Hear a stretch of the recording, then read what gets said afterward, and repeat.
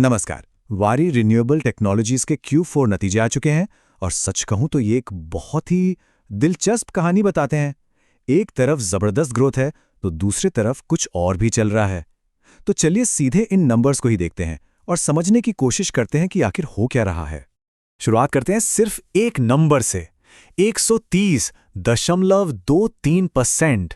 जी हाँ, यह है कंपनी की साल दर साल रेवेन्यू ग्रोथ, और बस यही एक आंकड़ा पूरी तिमाही की कहानी को सेट कर देता है। तो ठीक है, सबसे पहले कहानी के पहले हिस्से पर आते हैं।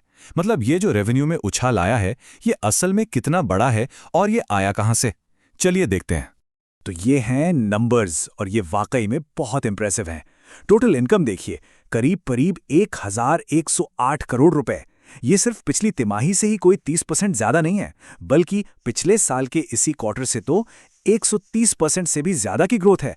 कमाल है।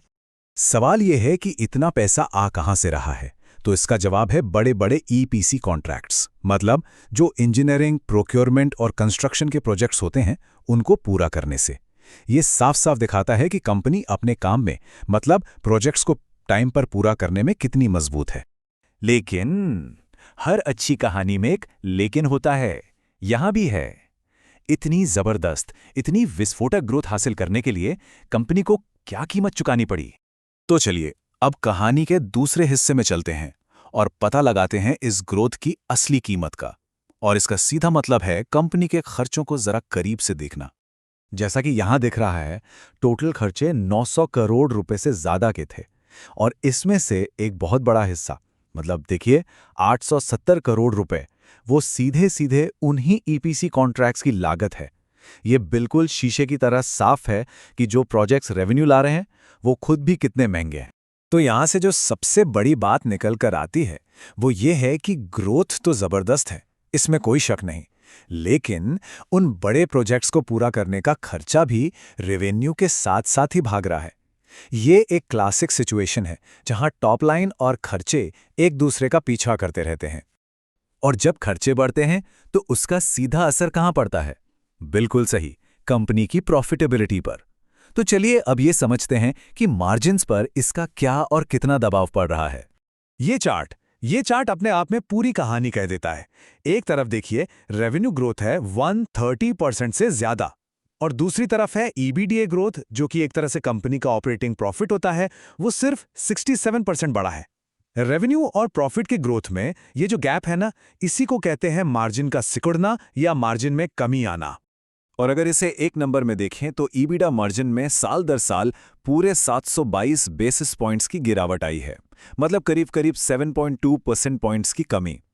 ये एक बहुत बड़ी गिरावट है, और इसका सीधा सा मतलब ये है कि कंपनी अब रेवेन्यू के हर एक रुपए पर पहले से कम पैसा कमा रही है। थोड़ा और साफ करके देखते हैं। इस क्वार्टर में ईबिडा मार्जिन था 19.20%, और पिछले साल इसी क्वार्टर में ये था लगभग 26.42%। और जैसा कि हमने देखा, ये गिरावट सीधे सीधे उन प्रोजेक्ट्स की बढ़ी हुई लागत की वजह से है। तो मार्जिन पर इतना दबाव है, तो क्या फिर भी हम इसे एक अच्छा क्वार्टर कह सकते हैं? सवाल तो बनता है, और इसका जवाब जानने के लिए हमें देखना होगा बॉटम लाइन को, यानी असल में कंपनी ने कितना मुनाफा कमाया। और यहां कहानी फिर से एक पॉजिटिव मोड़ लेती है। मार्जिन भले ही कम हुए हो, लेकिन रेवेन्यू इतना ज्यादा था कि असल मुनाफे में जबरदस्त उछाल आया। टैक्स से पहले का प्रॉफिट देखिए, 71% से ज्यादा बढ़ा है। नेट प्रॉफिट 66% बढ़ा, और अर्निंग्स पर शेयर यानी ईपीएस वो भी 66% से ज्यादा ऊपर गया है। और परसेंटेजेस से हटकर अगर असल नंबर की बात करें तो वो भी काफी सॉलिड है। इस क्वार्टर का फाइनल नेट प्रॉफिट 155 करोड़ रुपए से ज्यादा रहा। तो चलिए इस पूरी कहानी को कुछ खास बातों के साथ समेटते हैं। ये तिमाही सच में एक धूधारी तलवार की तरह रही है। तो कुल मिलाकर बात क्या है? पहली, रेवेन्यू ग्रोथ विस्फोटक थी। दूसरी, प्रोजेक्ट्स की लागत वो भी साथ साथ ही बढ़ी, जिससे मार्जिन पर दबाव आया। लेकिन तीसरी और सबसे अहम बात, इन सब के बावजूद एब्सोल्यूट प्रॉफिट और ईपीएस में बहुत ही हेल्दी ग्रोथ देखने को मिली। तो पूरी कहानी यही है, एक आक्रामक लेकिन महंगे एक्सपेंशन की। और आखिर में एक बड़ा सवाल जो हम सब के लिए है, क्या मार्जिन्स में ये कमी सिर्फ तेजी से स्केल अप करने की एक टेम्पररी कीमत है, या फिर ये कंपनी के लिए एक नई लॉन्ग टर्म रियलिटी बनने वाली है?